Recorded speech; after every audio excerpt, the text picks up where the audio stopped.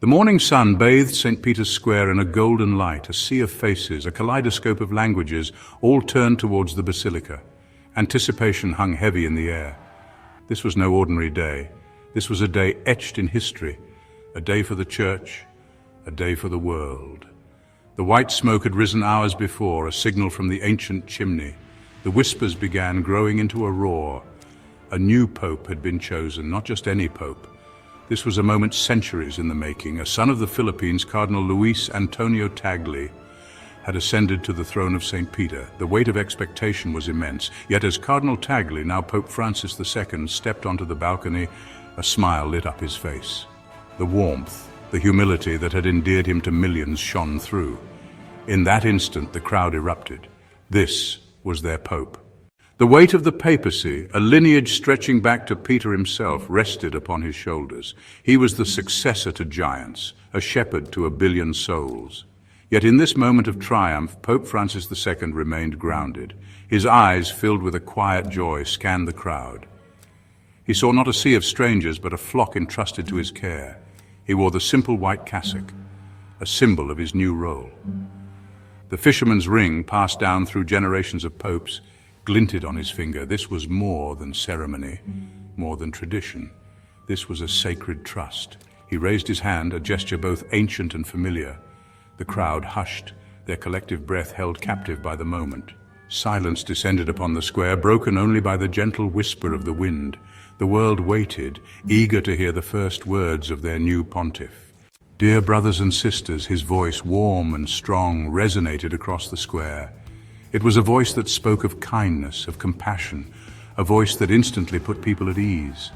This was not a distant figure speaking from on high. This was a pastor, a shepherd reaching out to his flock.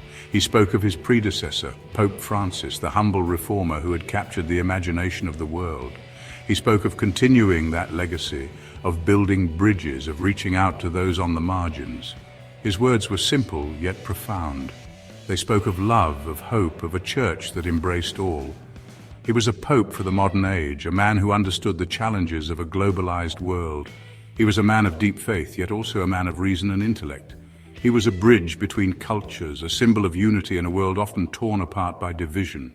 His message was clear, a call for unity in a fractured world, a world where divisions seem to grow deeper every day. He urged everyone to come together, to find common ground, and to work towards a shared future. He spoke of the need for dialogue, for understanding, for building bridges across divides. He emphasized that only through open and honest communication can we hope to resolve our differences and heal the wounds that separate us. He challenged the powerful and comforted the afflicted. His words were a call to those in positions of authority to use their power for good, to listen to the cries of the suffering and to act with compassion and justice. He spoke of the poor, the marginalized, those forgotten by society. He reminded us that our true measure is how we treat the least among us, and that we must strive to uplift those who are most in need. His words were a balm to the wounded, a beacon of hope for the despairing. He offered solace to those who felt lost and alone, and his message resonated deeply with all who heard it. He spoke of the environment, a gift from God entrusted to our care. He called on everyone to be stewards of the earth, to protect and preserve it for future generations, and to recognize the interconnectedness of all life. He spoke of the sanctity of life from conception to natural death. He reminded us that every life is precious, and that we must honor and protect the dignity of every human being at all stages of life. He spoke of the dignity of every human person, regardless of race, religion, or sexual orientation. He called for an end to discrimination and prejudice and for the recognition of our shared humanity. His was a message of radical inclusion, a challenge to the status quo. He urged us to break down the barriers that divide us and to create a world where everyone is welcomed and valued. His words echoed across the square, carried on the airwaves to the far corners of the globe. His message transcended borders and reached people of all nations, inspiring a global movement for change. This was not just a message for Catholics, but a message for all people of goodwill. It was a call to embrace our common humanity and to work together for the common good. This was a call to action, an invitation to join hands and build a better world.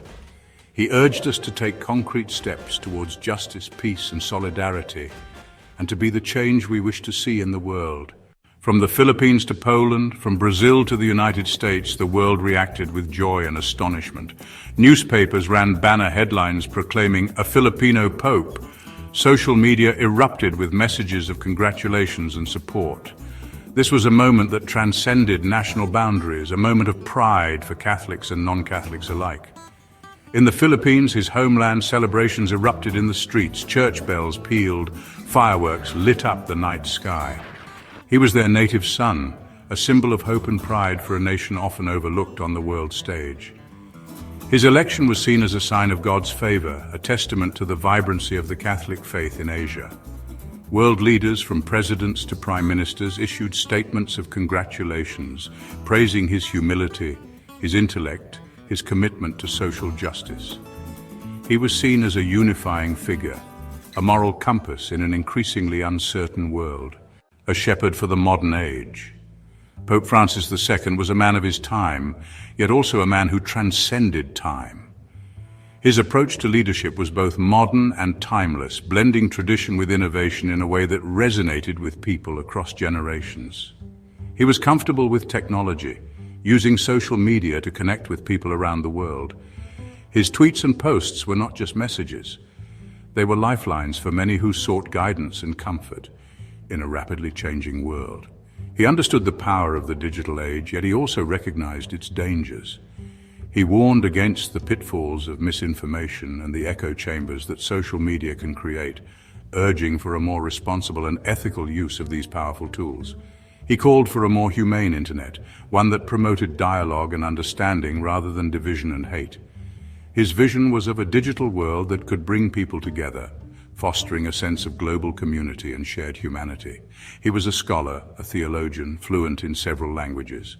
His intellectual pursuits were vast, and he often delved into the depths of philosophical and theological debates, bringing new insights and perspectives. He was comfortable discussing complex theological issues, yet he also had a gift for explaining them in a way that was accessible to everyone. His ability to break down intricate concepts into understandable terms made him a beloved teacher and mentor. He was a gifted communicator, able to connect with people from all walks of life.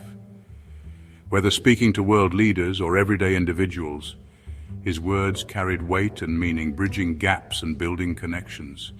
He was a pastor, a shepherd who cared deeply about his flock. His pastoral visits were not mere formalities, they were heartfelt encounters where he listened, comforted, and offered hope. He was often seen visiting the sick, the poor, the marginalized.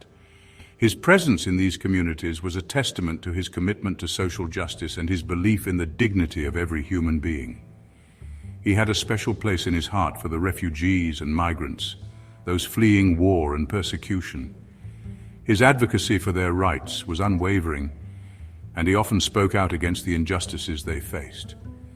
He saw in them the face of Christ, and he called on the world to welcome them with open arms. His message was clear. In helping the least among us, we find our true humanity. Challenges on the horizon. The challenges facing Pope Francis II were immense.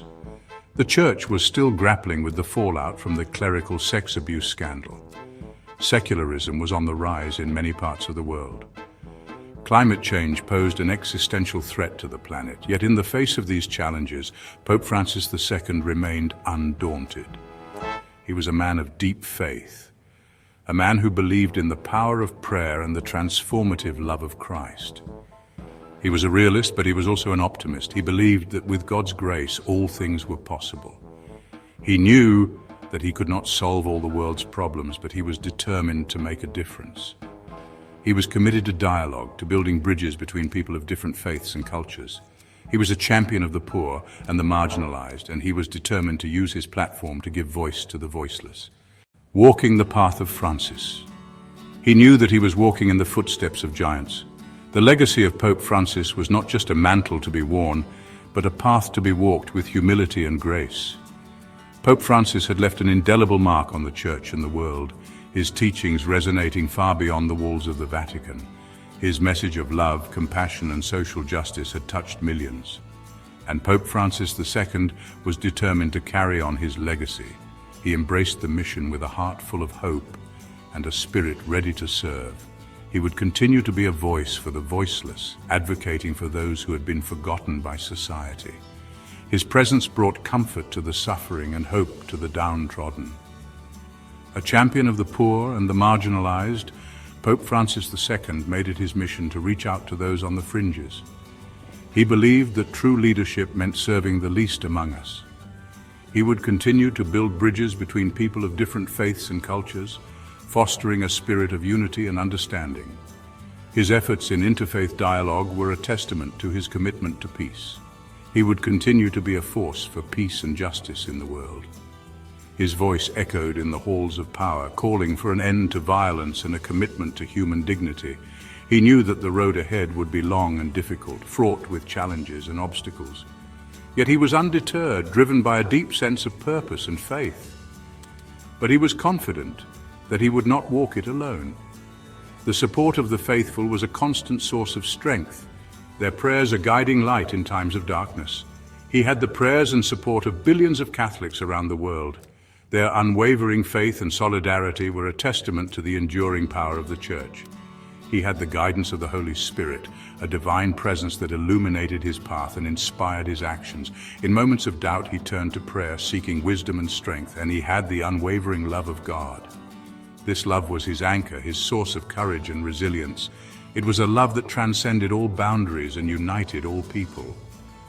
The world watched and waited, eager to see what the future held for this new Pope, this leader who had already shown so much promise and compassion, this Pope from the other side of the world who had come to lead with a heart full of love and a vision for a better future. He had already captured their hearts with his warmth, his humility, his message of hope. His actions spoke louder than words, and his sincerity was evident in every gesture. Now it was time for him to lead. With the world watching, he stepped forward, ready to embrace the challenges and opportunities that lay ahead. His journey had just begun, and the path of Francis was one of hope, love, and unwavering faith. A legacy yet to be written. The story of Pope Francis II's papacy was just beginning. The challenges were great, but so too were the opportunities. The world held its breath, waiting to see how this humble man from the Philippines would shape the destiny of the Catholic Church and leave his mark on history. One thing was certain: the world would never be the same. Pope Francis II had ushered in a new era, an era of hope, of unity, of love. His legacy, though yet to be fully written, promised to be one of the most consequential in the long and storied history of the papacy. Please subscribe to our channel History Documentary Hub for more insightful videos and intriguing content.